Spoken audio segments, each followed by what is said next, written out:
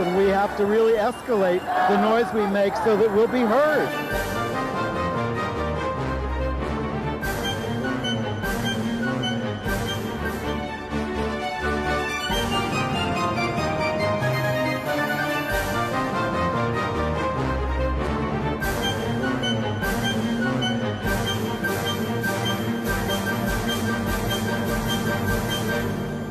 Welcome to Gay USA. I'm Andy Hum, welcoming to my bedroom. Ann Northrup. Well, we had an emergency last week that put us together, and you were so happy about us being side by side, as were we, because the rhythm is a little better, that we decided to do it again, especially since this may be the last show we do at home. And my last show with you. And my last show this year. Yes, Marin Johns will be coming in for the next couple of weeks. Yeah, and I will be still at home for that. But after the first of the year, we think we will be back in the Manhattan Neighborhood Network studios at our anchor desk for the first time in what, almost 4 years? 3 years, something like that. Since March of 2020. Is that when it happened? So 3.5 years. And then, you know, they closed the studio for COVID, and then they moved and built a whole new studio. So that's where we are hoping to be in a few weeks. Anyway. Meanwhile, we're going to do the show today. Yes, and we start off with some good news from the Supreme Court. Can you believe it? They refused to take up a challenge to bans on anti-LGBTQ conversion therapy. Unbelievably smart. So we'll give you the details of that. And unfortunately, we will briefly revisit the Republican presidential debate from last week, which was mostly a trans bashing fest by Haley and DeSantis and Ramaswamy. Indiana Republican Congressman wants to give foster care agencies a federal right to place trans kids with anti-trans parents. Oh boy. And we'll tell you more about how and why to stop the coup that the GOP plans for 2025 if they win the elections next year. George Santos is making crime pay. I like that headline. Brittney Griner is in a big production deal with Disney and ESPN. As a follow-up on this story, the Florida high school was fined and many staff reassigned for letting a trans girl play girls volleyball. Russia, having nothing better to do, is now censoring My Little Pony. But the Polish right-wing government was mostly displaced by centrists. Yes, hallelujah. And a young gay TV star is coming to Broadway. What could it be? Well, stay tuned, we'll tell you. So, the Supreme Court. Well, the Supreme Court, as you know, is full of right-wingers, so we're very suspicious that anything related to us that goes there is going to really get us in trouble. But you know that states in the last few years have been passing bans on medical professionals doing conversion therapy of LGBTQ people. And the right wing is very upset about this and says it's a free speech right. How dare you shut down medical professionals? And the states say, hey, it is our job to regulate the medical profession and make sure that medical professionals are doing good work. And this is bad work that is harmful and not approved by any professional society. And so we're going to ban it as bad work. So for minors in almost all cases in the United States. Yes, although some goes beyond that. So the right wing went to the Supreme Court and said, you must overturn these bans on conversion therapy. This is a violation of these professionals' right to practice and free speech. And you have to take this case and overturn the bans. And the Supreme Court, to our utter shock and amazement this week, said, no, we're not taking that case. We are going to let the lower court decision stand. We are allowing states to ban conversion therapy as bad medicine. Again, this was just not taking the case. This wasn't making a decision on the merits. Now, the lower court decision from the Ninth Circuit out there on the West Coast, they said, hey, you professionals, you want to speak out against conversion therapy, you're still free to do so. You can even tell your patients you're for it. You can even refer them to religious counselors that do it, but you can't do it because that's against professional ethics. You have medical licenses. And yes, religious quacks. I should probably apologize for that. Religious people who do this practice, who believe in conversion therapy, are still allowed to do conversion therapy. But licensed medical professionals have been banned from doing it in a lot of states, and the Supreme Court is not going to interfere with that. Right.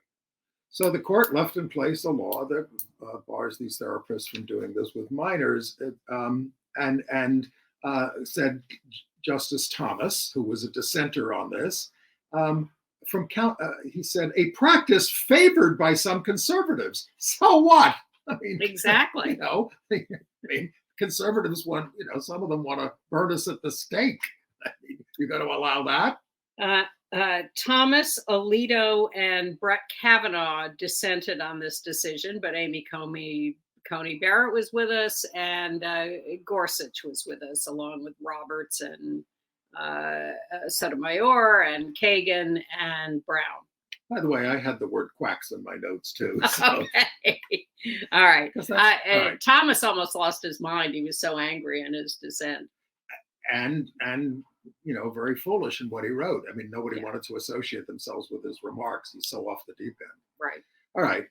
By the way, in terms of courts, we got a break in New York. Our high court cleared the way for the state to redraw the congressional map that was drawn by a Republican judge before the 2020 elections. And now it's going to be probably easier to elect Democrats and maybe turn back the House. Very important decision. Yes, they've been going back and forth in the courts in New York. You can redistrict. At the moment, the ball is in the Democrats' hands, and we'll see whether that'll allow us to recapture some seats we lost in the last election. So in the pointless Republican debate that very few people watched, Nikki Haley. I watched it. I did. I watched the whole thing. It's our job. Vivek Ramaswamy and Mike DeSantis tried to really outdo each other in anti-trans bigotry, egged on by the moderator, Megyn Kelly, who touted the idea that using puberty blockers and surgeries can do trans people irreparable harm. She was really nasty about it, and none of them were representing the issue properly. So they were really saying terrible things. Chris Christie, of all people, said, hey, this is parents' rights. If this is what parents want for their children in consultation with the doctors, we're supposed to be the party that is for parents' rights. Exactly. But the line of the night was, of course, from DeSantis, who said, when I was in Iraq, because he served, there were all these guys wearing man dresses, and you couldn't tell if they had a bomb. Okay, Ron. What about Catholic priests who go around in robes? What about Jesus? Yeah, right. Didn't he wear one? He wore a man dress, according to Ron DeSantis. God, he's such a monster. All right. Okay. Mike Johnson. Yes. Who, to make an appropriate segue, says, I am like Moses. Well, first of all, we got a picture of him from a story about his inner circle, which is stacked with right-wing extremists. His mentors for 7 years have been Steve Scalise of Louisiana, David Duke without the baggage, and Jim Jordan of Ohio, David Duke with the baggage. Jordan called Johnson a solid Christian guy, though I am not sure if the Prince of Peace, who we're supposed to be celebrating later this month, would agree. Anyway, very close to Lee Stefanik, and in the Senate to senators such as Ron Johnson of Wisconsin, Rick Scott of Florida, and Mike Lee of Utah. The low IQ caucus. Rabble rousers known as the Breakfast Club. This is the low IQ. Ooh. Anyway, but he's in danger, Mike Johnson, because of the feud over the defense bill. Because in the conference that happens with the Senate, they had to take out all these ridiculous anti-gay, anti-LGBTQ, anti-abortion amendments. The Senate was never going to pass them. And you only need one Republican to raise a vote against them, have another vote about that. and they're squawking that they're very unhappy. Well, it's interesting because if they wanted to, the House Republicans could just refuse to pass any of these funding bills that don't include all the anti-LGBTQ stuff, and they're not willing to go quite that far. So they're backing down and allowing the deletion of things like no trans medical care, no abortion rights, no DEI education, no pride flags officially flown. Actually, I think that one stayed in. But their bluff is being called, and they are caving on passing funding bills, although they have final passage of no funding bills at this point, I think.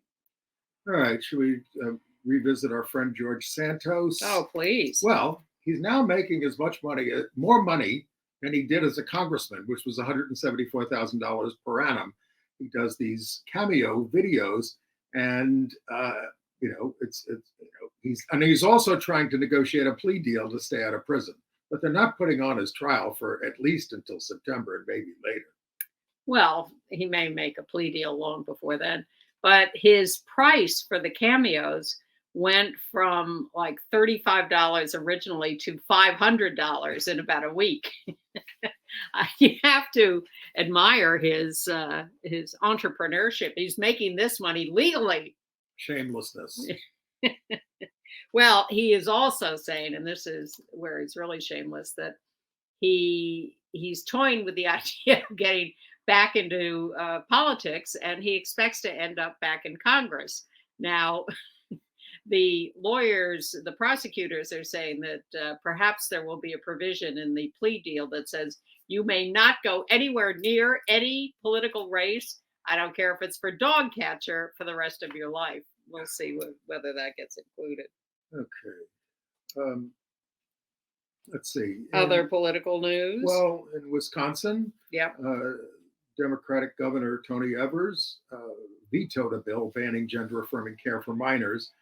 It was passed by the Republican legislature in October. Evers said it harms LGBTQ people and kids' mental health, emboldens anti-LGBTQ hate and violence, and threatens the safety and dignity of LGBTQ Wisconsinites. And he ought to know, because he probably needs constant police protection from people when he does this. It's Wisconsin's a really tough state. He's done a fantastic job of vetoing a number of these bad bills in the face of a heavily Republican-dominated legislature. So likely to be overridden if they have the opportunity. Very possibly. And Tammy Baldwin looks like she's going to have a highly financed opponent for Senate. A multimillionaire, Eric Hovde, yeah, who sought the nomination in 2012.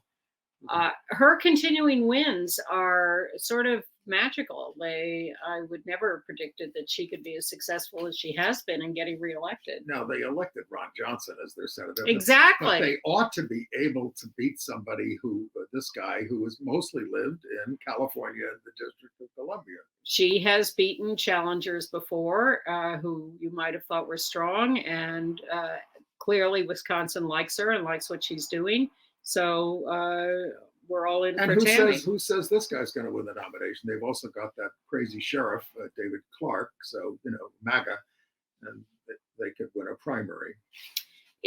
Back to the U.S. House, Representative Jim Banks of Indiana has introduced a bill to defund any agencies that won't place trans kids in anti-trans foster homes.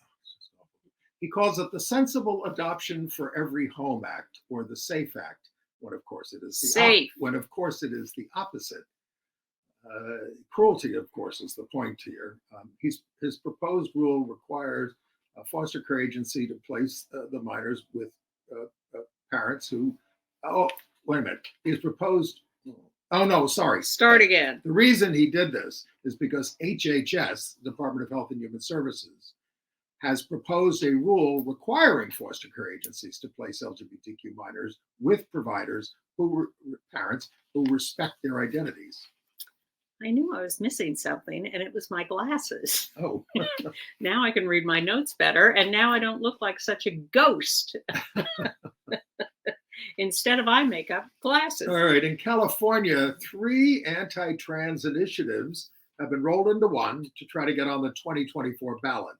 The Attorney General titled these "Restricts Rights of Transgender Youth," because that's a Democratic Attorney General who can do that. It needs 500,000 signatures. The deadline is put off till May. Equality California is launching one of those "don't sign the petition" thing. Don't just sign it. Okay, you just got to get it on the ballot. No, don't sign it. Well, you're the one who talks about signing petitions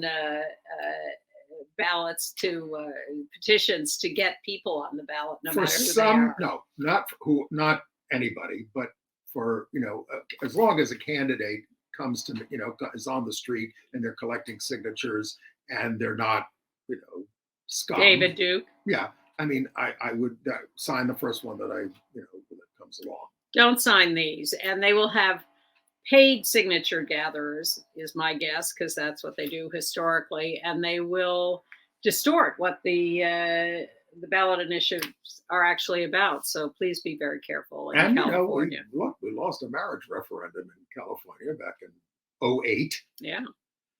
Right. But in New York State, we applaud the efforts of our state senator Brad Hoylman Siegel, and Senator Liz Krueger, and 3 others who are asking New York State to be one that bars Trump from the ballot, the presidential ballot, because of the 14th Amendment that says anyone who has practiced or supported an insurrection against the government is not allowed to run for office. This is still being litigated in Colorado and is being attempted elsewhere. No one has a lot of hope for it, but boy, it would be a great thing. I mainly credit Brad Hoylman Siegel, our state senator. He's the one who insisted that we get a progressive high court in New York and really worked hard on that and made it happen. I don't think they're going to keep Trump off the ballot with that argument unless and until he is convicted of aiding the insurrection. Right. So keep your eyes on that. And shout out to Jack Smith for being smart enough to go to the Supreme Court to say, let's settle this question right now of whether or not he can be prosecuted. We love him. Yes, we do. Tell us about what happened at the library in Bucks. No, not the library, but at the Bucks County School Board meeting. Well, we've been following various school issues in Pennsylvania because of recent elections for school board and attempts to ban books and all of that. Well, in Bucks County, they held a school board meeting to reverse anti-LGBTQ policies adopted by the conservative board. Well, the conservative board was replaced, and so the new, more progressive board is getting rid of the bad conservative policies. Show that picture again. Local residents showed up outside the school board meeting and tailgated while they waited, because it was so crowded inside, tailgated while they waited for the new progressive board to rescind all the bad policies put in place by the bad board. It just is a wonderful little picture of community involvement. Well, things didn't go so well for the Moms for Liberty co-founder, Bridget Ziegler, at 2 of her board meetings. There she is. She's caught up in this sex scandal with her husband and with a third woman, a second woman, blah, blah, blah. We told you about that last week. So she's on the Disney board that oversees Disney, and she wouldn't show her face. She just kept behind a screen the whole time. This is the one that Governor DeSantis appointed her to, and he hasn't gotten rid of her there. He's asked her husband to resign as the head of the GOP in the state, but he won't. But this week, the Sarasota school board that she's on voted 4-3 to call on her to resign. I thought it was 4-1, and she was the only one who voted against it. I meant 4-1, 4-1, and that's correct. And but the only way to get rid of somebody from a school board is for the governor to suspend her, and then the state Senate has to remove her. That could be interesting. Well, if she's being outvoted 4-1, I don't know how much trouble she can cause as a single vote. Whoa, wait a minute. It's mostly right-wing board, I think. I mean, Sarasota, isn't it? It is Sarasota, but they're voting for her to resign. Yes, but they still have to count her vote. And even if they get rid of her, they're still the conservative board. So all right. I'm just not so worried about her. I would like her husband not to be the head of the Florida GOP, but I have no confidence that they would come up with anyone better. And we certainly don't want to. Well, he's accused of rape. Let's see what happens with that. In Atlantic City, New Jersey, a private firm that was engaged to train police officers. It's called Street Cop Training, and they're the fastest growing such agency in the country, paid with tax dollars. In their trainings, they mock LGBTQ people, they denigrate Black people. So the New Jersey Controller's Office said all the officers who were trained by these people need to be retrained. Really unbelievable, shameful stuff. Shocking. Ended up, wasn't it on the front page of the New York Times? It was so bad. Incredible they could get away with that. So I'll take a little New Jersey detour to a slightly nicer story.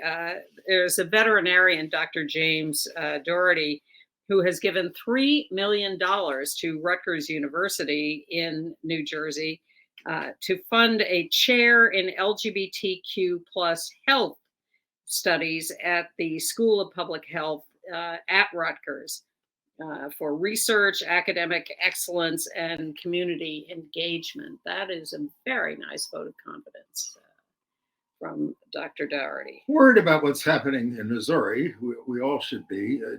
The Republican bills there would criminalize women who have abortions. And of course, if you make it homicide, that could be the death penalty.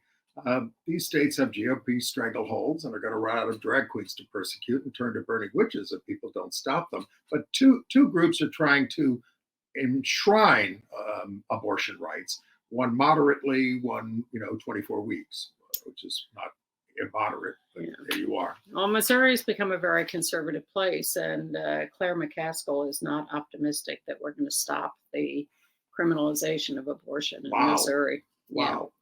They always used to say, "Oh, we're not going after the women.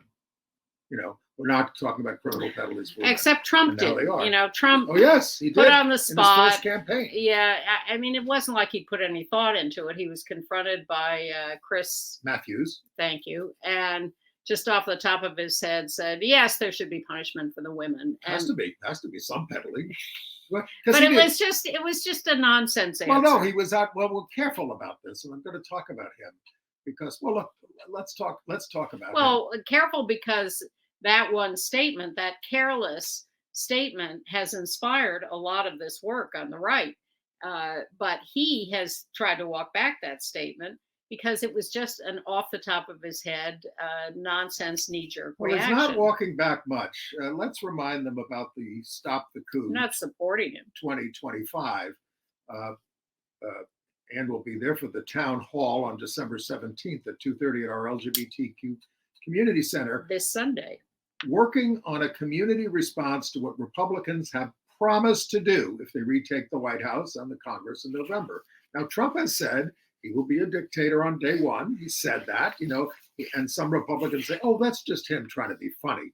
I fail to see it. Says he wants to terminate parts of the Constitution, pardon all the insurrectionists, cut funding to schools covering subjects he disapproves of, like us, legally erase trans people, investigate NBC and MSNBC, and impose the death penalty on those selling drugs, arrest urban homeless and put them in tent cities.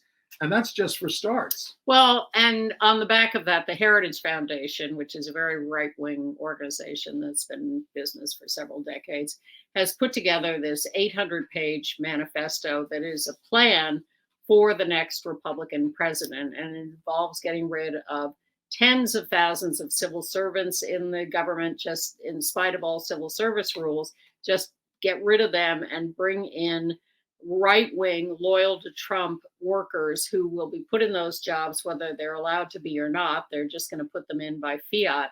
And all this list that you just heard and much more, using the army for law enforcement all over the United States, it really, truly turning it into a dictatorship. So there is this new organization that we're putting together called Stop the Coup 2025. And lots of other groups around this country are now alert to this too.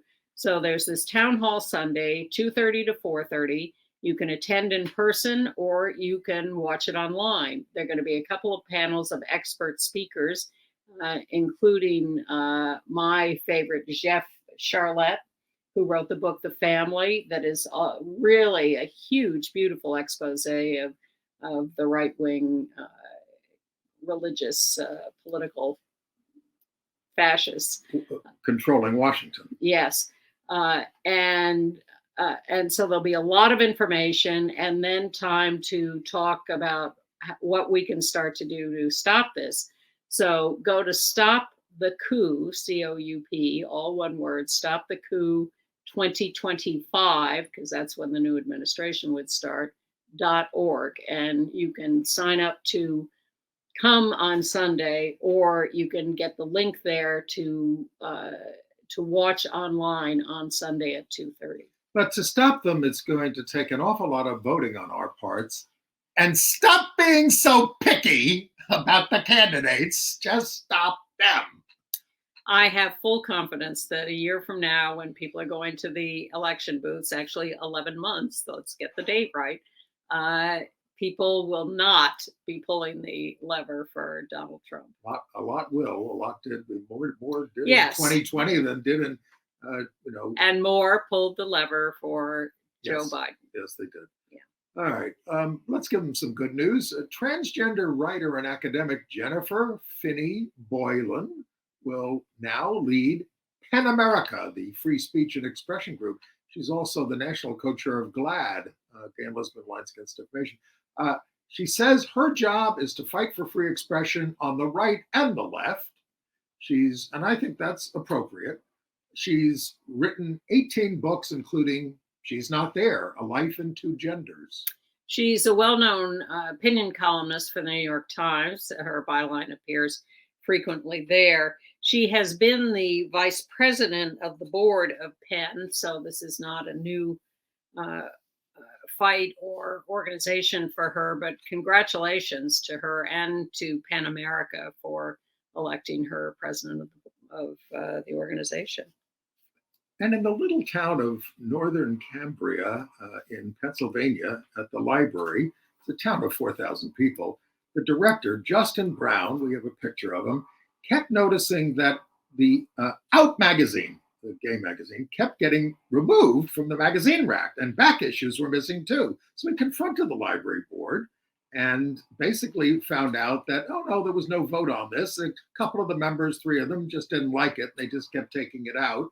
And, he ended up resigning over this because it was just so repressive. They said it was inappropriate, that there was nudity, and he pulled out, People magazine and Vogue and said, well, what about these? It's the same kind of stuff in there. Yeah, but that's gay. This one's gay. No, it's true. I mean, exactly. It's like, when people see, a man and a woman kissing, okay, you've seen it 1 million times, 10 million times. When they see, 2 people of the same gender kissing, people freak out sometimes. Well, that's why a lot of our work for the last 30, 40 years has been about desensitizing people to those images. Yes. Well, on this show, after I heard somebody complain about this in Harvey Fierstein's movie, you've heard this story, right? 1 million times. I'm not. Well, I'm just. It's relevant. We have new viewers all the time. It's relevant to this. Yes. So I made out with my partner for a while just to get people inured to it. Well, if you want to get people desensitized to gay sex, watch Fellow Travelers. We'll get to more of that later. Okay. It was really explicit this week. Meanwhile, in San Luis Obispo in California at Cal Poly University, 100 people showed up to attend an anti-trans lecture that someone was giving. But 300 showed up outside at an impromptu drag show that the progressive side held. So Okay. congratulations to them. And wow, big deal for Brittney Griner. She is teaming up with Disney on 3 projects, an exclusive with Robin Roberts at GMA, a scripted series on ABC's Signature, and a documentary feature from ESPN Films, executive produced by her wife, Cheryl Griner. And she says what she wants to do is inspire hope around the world. And I'm just glad that Britney, who suffered a little PTSD after coming out of that Russian prison. I can imagine. Yikes. Well, I imagine Navalny is dead by now. He's missing at the prison. moment. By the way, the documentary on her is going to focus on her Russia experience. You would think so, yes. Now, wait.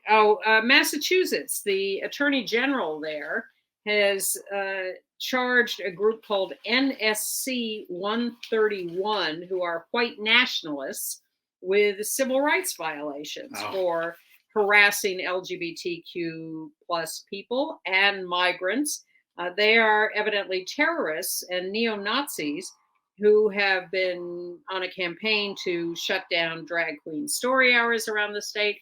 This is what we showed you a lot this year of Proud Boys types showing up at these events in camo and with guns and just standing there and intimidating everyone who's present.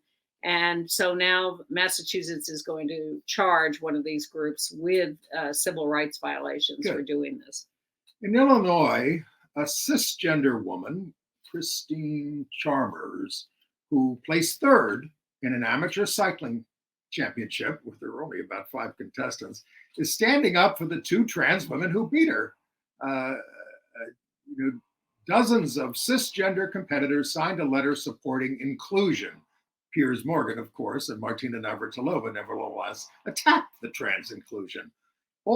This is all over an amateur race with 5 contestants. The International Body for Cycling has barred trans women who experience male puberty beyond the Tanner stage 2, whatever that is, or after age 12, whichever comes first. The amateur events are more inclusive. Kristen says, building community is more important than winning a medal. That's a nice thought.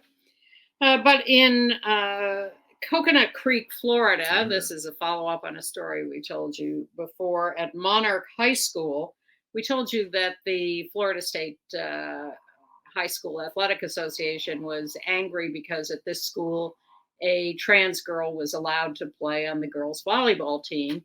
And that is against the state high school athletics rules. But we will not tolerate any school that violates the law, said the state education commissioner. We will not tolerate it. So they are now imposing a $16,500 fine, $500 per game she played in. She played in 33 games. Good for her. Good for the school.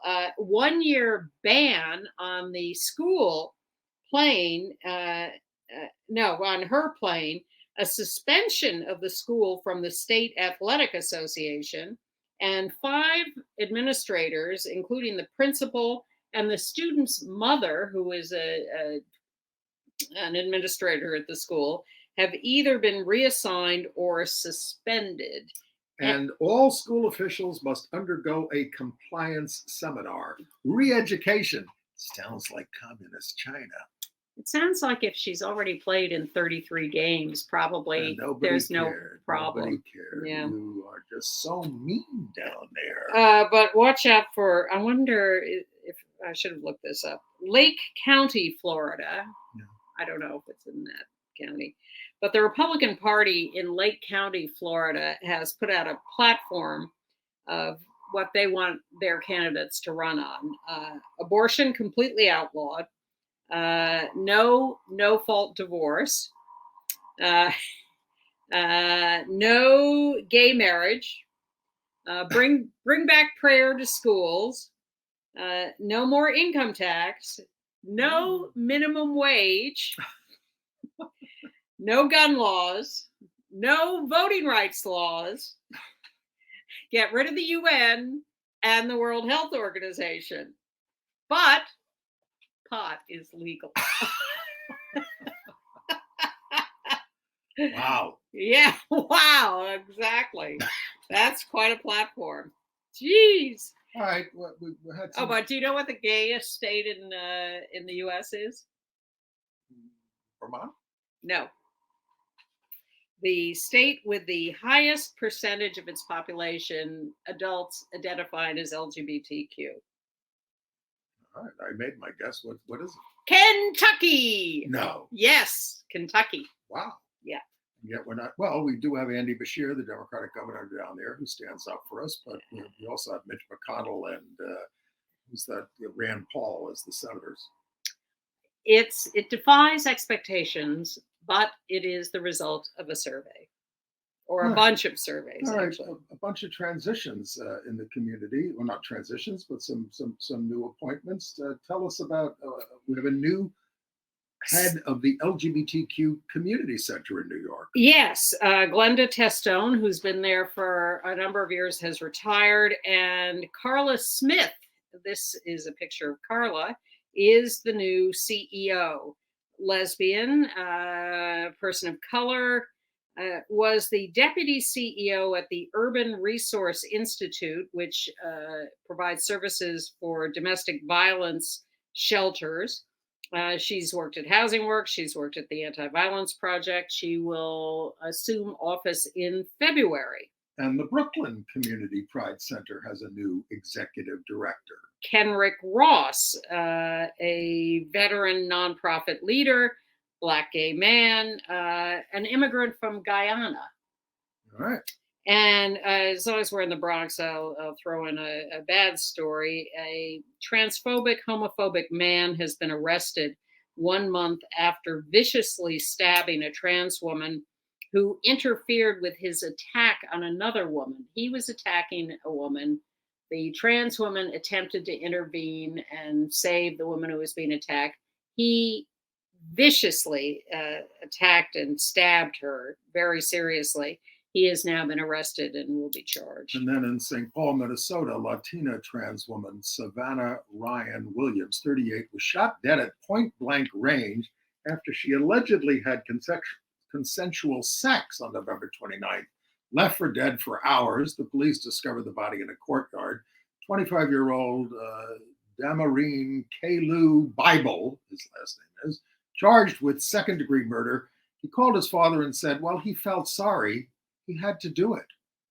Savannah has worked for Amazon since 2018 and was involved in Tea Time, a support group for trans women at the Aliveness Project. She was both Cuban and Native American. She leaves a husband, and just no reason for this at all. And we're sorry to hear about Billy Beane, only the second Major League Baseball player in history to come out after he stopped playing. So he worked in Major League Baseball forever. He still is. He is a diversity executive with Major League Baseball, but he announced that he has acute myeloid leukemia and needs a bone marrow transplant. If he came out in 1999 after leaving his playing days, if you are interested in exploring whether you might be a donor for Billy Beane, Google him and bone marrow donation, and you'll find all the details of how to explore doing that. We wish him well. News. Yes. Russia. The largest streaming service there, it's called Kinopoisk, has given the children's cartoon series My Little Pony, Friendship is Magic, an adult 18+ rating to avoid running afoul of the laws prohibiting LGBTQ propaganda. The show's aimed at 4 to 7-year-olds. I don't know. It does have a lesbian pony couple. It does feature a tomboyish character named Rainbow Dash there on the right in the picture.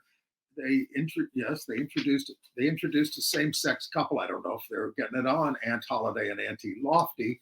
The show also subverts gender stereotypes, shows female characters in positions of authority, and it's mostly aimed at young girls, but apparently has an adult male fan base called Bronies. the show got its start in 1980s. Is nothing sacred anymore. In Ireland, the oldest and what did we talk about?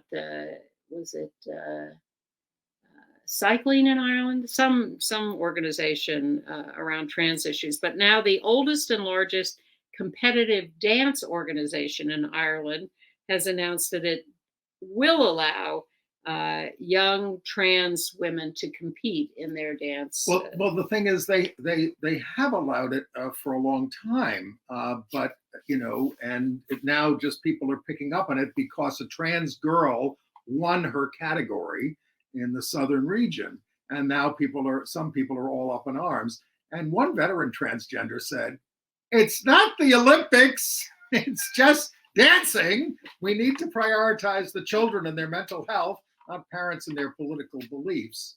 It's Well, I think slowly but surely we're coming to our senses over this. So well, too slowly. as the world goes mad. Yeah. And good news from Poland. We told you that centrists, all the majority of the parties that were centrist, won the election together.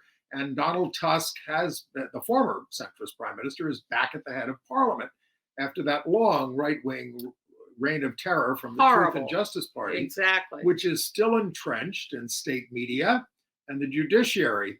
But there is some hope for progress on LGBTQ issues, and Lech Walesa is very happy with the new leader. And the European Union has informed Poland that they are out of compliance with EU rules by not legalizing same-sex marriage. So maybe this new administration can do something about Well, that. they said they would, but we'll see if they can do it. AIDS news? Yeah, Hart Island in New York, no. off the Bronx, has finally been open to public access.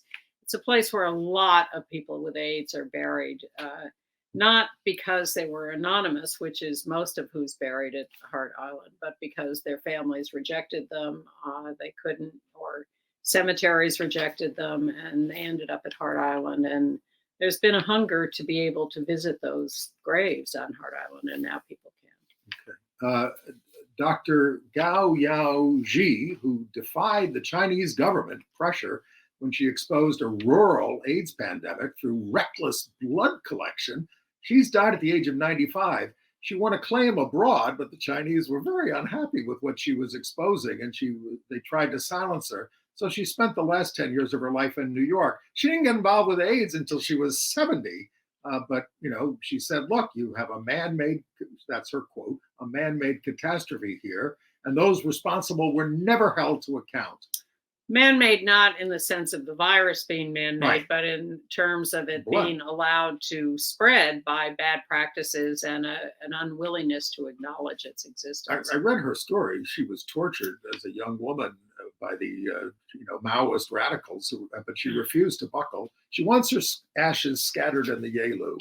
We used to talk about her on this show when the government was going after her, when she was speaking out about those practices and trying to get them stopped, because we've been doing this show a long time.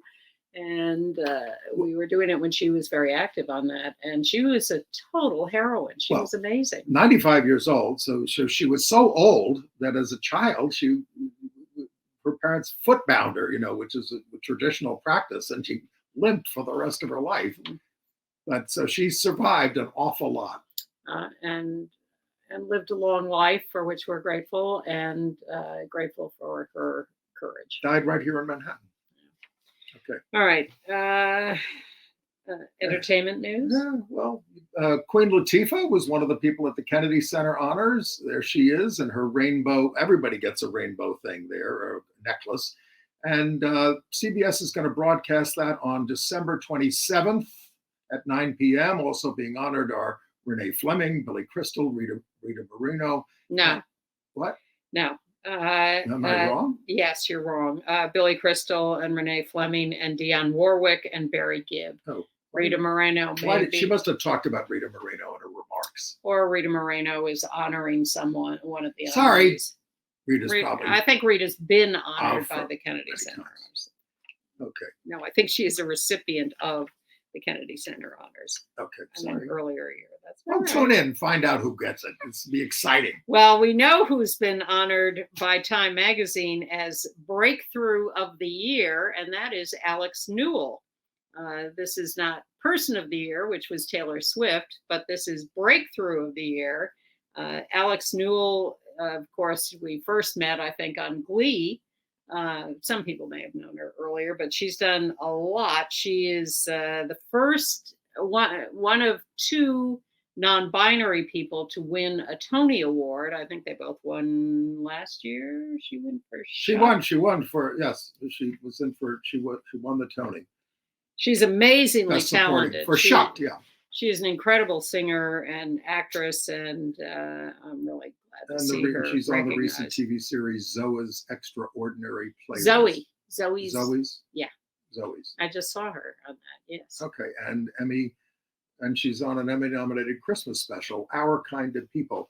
Anyway, also honored by GQ Australia, Man of the Year, Troye Sivan, the singer and performer. There he is. And he says, what does he say?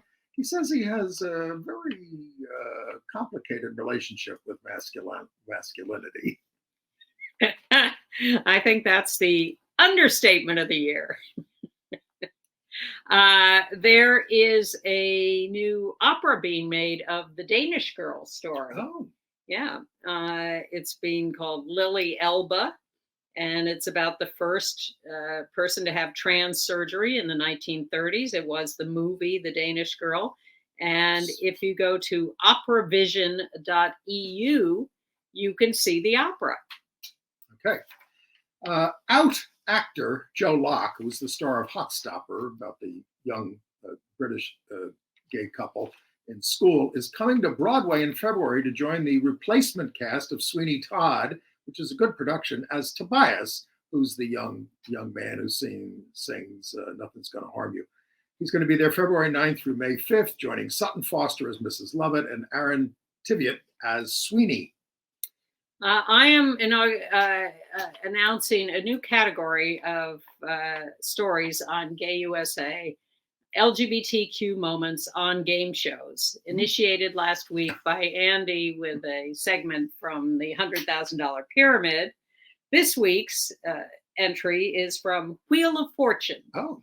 Because it has such a homophobic host, Pat Sajak, who is really right-wing and a Trump supporter.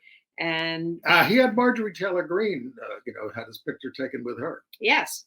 Well, he had a contestant on the show this week named Ashley, who, when asked about her little story, referred to my wife of 21 years, our kids, and grandchild. Did he flinch? No.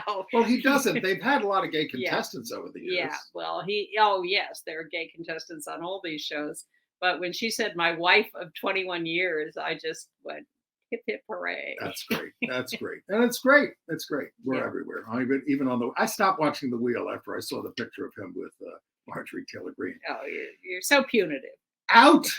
Dan Levy of Schitt's Creek makes his directorial debut on Netflix January 5th and co-stars without Luke Evans, who I'm going to see in the theater in London, in something called Good Grief, when the Levy character, Mark's husband, Oliver, played by Evans, suddenly dies. His world shatters, sending him and his two best friends on a soul-searching trip to Paris that reveals hard truths each need to face. Levy says it's a rom-com. It co-stars Ruth Negga and Hamish Pater as the friends, and Celia Imre as his lawyer. They're calling it a dramedy about death and grieving.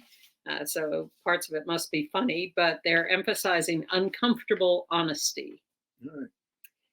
All right. HBO on January 14th is bringing back the next episodes of True Detective Night Country, with Jodie Foster starring, if you're looking for your newest Jodie Foster fix. And it has supernatural elements. I was never a True Detective fan. Okay. Oh, I skipped over Fellow Travelers. We're keeping up with that series. It's almost over. They went to Fire Island 1978 this week, where Hawk is living in the pines away from his wife and kids. We won't give you any spoilers there, but a lot of sex, a lot of nudity, a lot of sex. Yes, they're finally doing frontal nudity on there, but Yeah. not for the big stars. Anyway, Skippy is now a San Francisco social worker. That's Hawk. Sees him for the first time in 11 years. And when someone uses the word gay, he says, "Oh, Hawk prefers homosexual." He says, "I prefer it because it's accurate. It means homo for the Latin for man, which I am, and sexual, which I am as well." Well, homo doesn't mean man. It does mean man in Latin, but it's from the Greek, which means same. And then there's Marcus there, because they have a whole thing on the Dan White acquittal and the tumult in San Francisco over that. And that's a very good segment as well there. I continue to find it a little superficial. Wait a minute, what other thing I want to say? Well, all right. Well, we'll just. Well, their Fellow Travelers has been nominated for a couple of Golden Globe Awards. They're, gay stuff all over the Golden Globes, but I thought it was notable that Fellow Travelers in particular was nominated because a lot of other stuff wasn't. One nomination for the show, one for Matt Bomer, and the Golden Globes will be on CBS. Whatever the shortcomings, January 7th. Whatever the shortcomings, it is bringing a lot of our history to the fore. They even had a Cleve Jones character in San Francisco for a few seconds there. A few seconds. That's the theme of the show, a few seconds.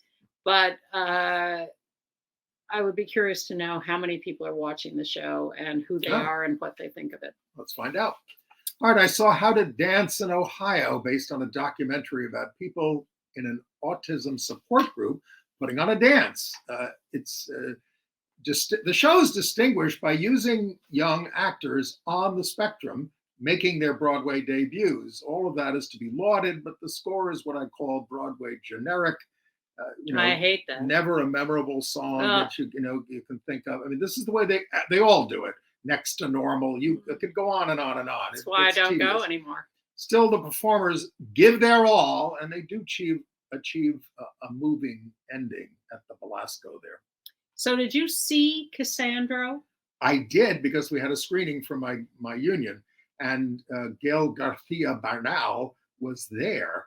And that's exciting. And yes, and I wish I tried to tape him answering my question about how is Cassandra, which is about an exotica wrestler in Mexico, a very famous guy, how that affected homophobia and in Mexico, and how the movie is affecting that. He talked about that. Very complicated, but it's very compelling. It's very touching. Movie ultimately. I mean, he had a very hard life. A very poor guy who rose up from nothing to become one of the most famous wrestlers in the country. I will insert parenthetically that I saw May December, which is now running on Netflix, I guess. I did not find that touching. I did not find it watchable. I did not find it. They talk about a gay subtext. No. Well, it got a Golden Globe, I believe, for the young man who's. Julianne Moore and Natalie Portman both got nominated, but boy, did I find it hard to watch. Right. Others may disagree. Okay.